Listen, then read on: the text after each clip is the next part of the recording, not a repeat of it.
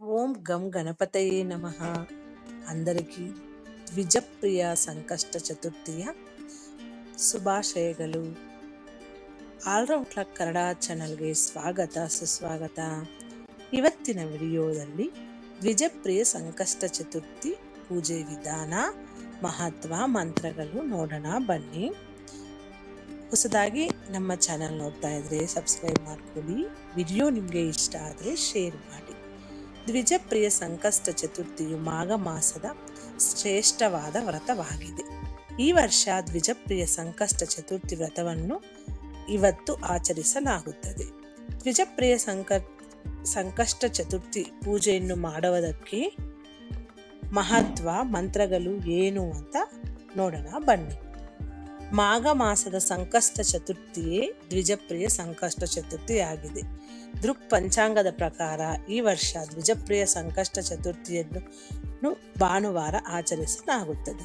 ಈ ದಿನದಂದು ಗಣೇಶನ ದ್ವಿಜಪ್ರಿಯ ರೂಪವನ್ನು ಸೂಕ್ತವಾದ ವಿಧಿವಿಧಾನಗಳ ಪ್ರಕಾರ ಪೂಜಿಸಲಾಗಿದೆ.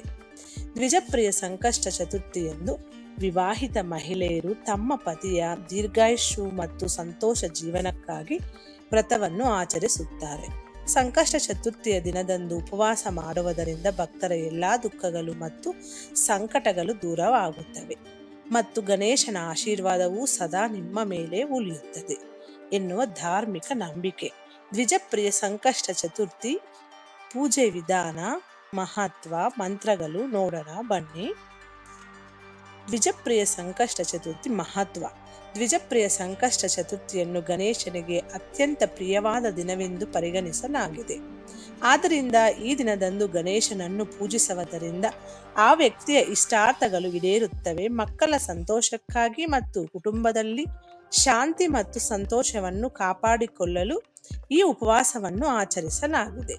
ಈ ಉಪವಾಸವನ್ನು ವಿಶೇಷವಾಗಿ ತಮ್ಮ ಜೀವನದಲ್ಲಿ ಜ್ಞಾನ, ಬುದ್ಧಿವಂತಿಕೆ ಮತ್ತು ಸಮೃದ್ಧಿಯನ್ನು ಬಯಸುವವರು ಆಚರಿಸುತ್ತಾರೆ. ಧಾರ್ಮಿಕ ಗ್ರಂಥಗಳ ಪ್ರಕಾರ ಈ ಉಪವಾಸವನ್ನು ಆಚರಿಸುವುದರಿಂದ ವ್ಯಕ್ತಿಯ ಎಲ್ಲಾ ತೊಂದರೆಗಳು ದೂರ ಆಗುತ್ತವೆ ಮತ್ತು ವ್ಯಕ್ತಿಯ ಸಂತೋಷ ಮತ್ತು ಸಮೃದ್ಧಿಯನ್ನು ಪಡೆಯುತ್ತಾನೆ. ಇದಲ್ಲದೆ ಈ ಉಪವಾಸವನ್ನು ಆಚರಿಸುವುದರಿಂದ ಒಬ್ಬ ವ್ಯಕ್ತಿಯು ಪಾಪಗಳಿಂದ ಮುಕ್ತನಾಗುತ್ತಾನೆ ಹಾಗೂ ಅವನು ಮಾನಸಿಕ ಶಾಂತಿಯನ್ನು ಪಡೆದುಕೊಳ್ಳುತ್ತಾನೆ ಎನ್ನುವ ನಂಬಿಕೆ. ದ್ವಿಜಪ್ರಿಯ ಸಂಕಷ್ಟ ಚತುರ್ಥಿ ಮಂತ್ರಗಳು. ದ್ವಿಜಪ್ರಿಯ ಸಂಕಷ್ಟ ಚತುರ್ಥಿ ಮಂತ್ರಗಳು ಯಾವುದು ಅಂದ್ರೆ: ಓಂ ಗಂ ಗಣಪತಯೇ ನಮಃ, ಓಂ ಘನ ಗಣಪತಯೇ ನಮಃ, ಓಂ ವಕ್ರತುಂಡಾಯ ಹುಂ, ಓಂ ಏಕದಂತಾಯ ನಮಃ, ಓಂ ಲಂಬೋದರಾಯ ನಮಃ, ಓಂ ವಿಘ್ನನಾಶಾಯ ನಮಃ. ಸಂಕಷ್ಟ ಚತುರ್ಥಿ ಗಣಪತಿ ಪೂಜೆಯಲ್ಲಿ ಆತನಿಗೆ ನೈವೇದ್ಯವನ್ನು ಅಂದರೆ ಗಣಪತಿಗೆ ಪ್ರಿಯವಾದ ವಸ್ತುಗಳನ್ನು ಕಡ್ಡಾಯವಾಗಿ ಅರ್ಪಿಸಬೇಕು. ಈ ಶುಭ ದಿನದಂದು ಗಣೇಶನಿಗೆ ಬೂಂದಿ ಲಡ್ಡು, ತೆಂಗಿನಕಾಯಿ, ಹಾಲು, ದುರ್ವಾ ಸೇರಿದಂತೆ ತಾಜಾ ಹಣ್ಣುಗಳನ್ನು ಅರ್ಪಿಸಬೇಕು. ಗಣಪತಿಗೆ ಪ್ರಿಯವಾದ ನೈವೇದ್ಯವನ್ನು ಅರ್ಪಿಸುವುದರಿಂದ ಶೀಘ್ರದಲ್ಲೇ ಗಣೇಶನು ಒಲಿಯುತ್ತಾನೆ ಅಂತ ನಂಬಿಕೆ. ಇನ್ನು ಪೂಜೆ ವಿಧಾನ. ಈ ದಿನ ಮುಂಜಾನೆ ಬೇಗ ಎದ್ದು ಸ್ನಾನ ಮಾಡಿ ಸ್ವಚ್ಛ ಬಟ್ಟೆಗಳನ್ನು ಧರಿಸಿ ದೇವರ ಕೋಣೆ ಅಥವಾ ಪೂಜಾ ಸ್ಥಳವನ್ನು ಸ್ವಚ್ಛಗೊಳಿಸಿ ಒಂದು ಪೀಠವನ್ನು ಅಥವಾ ಮನೆ ಅಥವಾ ಮರದ ಹಲಗೆಯನ್ನು ಇಟ್ಟು ಅದರ ಮೇಲೆ ಕೆಂಪು ಬಣ್ಣದ ಬಟ್ಟೆಯನ್ನು ಹರಡಿ ಶ್ರೀ ಗಣೇಶ ಮಂತ್ರವನ್ನು ಗಂಗಾ ನೀರಿನಿಂದ ಶುದ್ಧೀಕರಿಸಿ ಪೂಜೆ ಪೀಠದ ಮೇಲೆ ಸ್ಥಾಪಿಸಿ. ಶ್ರೀ ಗಣೇಶ ಯಂತ್ರ ಸಿಗದೇ ಇದ್ದರೆ ಗಣೇಶನ ವಿಗ್ರಹ ಅಥವಾ ಫೋಟೋವನ್ನು ಇಡಿ. ಯಂತ್ರದ ಮೇಲೆ ಗಂಗಾಜಲವನ್ನು ಸಿಂಪಡಿಸಿ ಮತ್ತು ಪಂಚಾಮೃತದಿಂದ ಅಭಿಷೇಕವನ್ನು ಮಾಡಬೇಕು. ಯಂತ್ರದ ಸುತ್ತಲೂ ಹೂವುಗಳು ಮತ್ತು ದುರ್ವಾಗಳನ್ನು ಅರ್ಪಿಸಿ ಧೂಪ, ದೀಪ ಮತ್ತು ನೈವೇದ್ಯವನ್ನು ಅರ್ಪಿಸಿ ಮೊದಲು ಗಣೇಶನನ್ನು ಧ್ಯಾನಿಸಿ ಆತನಿಗೆ ನಮಸ್ಕಾರವನ್ನು ಮಾಡಿ. ಇದಾದ ನಂತರ ಶ್ರೀ ಗಣೇಶ ಯಂತ್ರವನ್ನು ಪೂಜಿಸಲು ಪ್ರಾರಂಭಿಸಿ.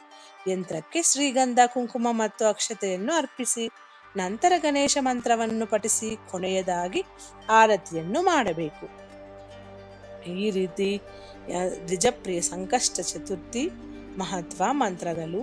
ಈ ವಿಡಿಯೋ ನಿಮಗೆ ಇಷ್ಟ ಆದರೆ ಖಂಡಿತ ಶೇರ್ ಮಾಡಿ. ಹೊಸದಾಗಿ ನಮ್ಮ ಚಾನಲ್ ನೋಡ್ತಾ ಇದ್ರೆ ಸಬ್ಸ್ಕ್ರೈಬ್ ಮಾಡ್ಕೊಳ್ಳಿ. ಈ ವಿಡಿಯೋದಲ್ಲಿರುವ ಎಲ್ಲ ಅಂಶಗಳು ನಿಮ್ಮ ಸ್ವಂತ ವಿವೇಚನೆ ಬಳಸಿ ನಿರ್ಧಾರಗಳೆಲ್ಲ ತೆಗೆದುಕೊಳ್ಳಿ. ಮುಂದಿನ ವಿಡಿಯೋದಲ್ಲಿ ಸಿಗೋಣ. ಎಲ್ಲರಿಗೂ ದ್ವಿಜಪ್ರಿಯ ಸಂಕಷ್ಟ ಚತುರ್ಥಿಯ ಶುಭಾಶಯಗಳು.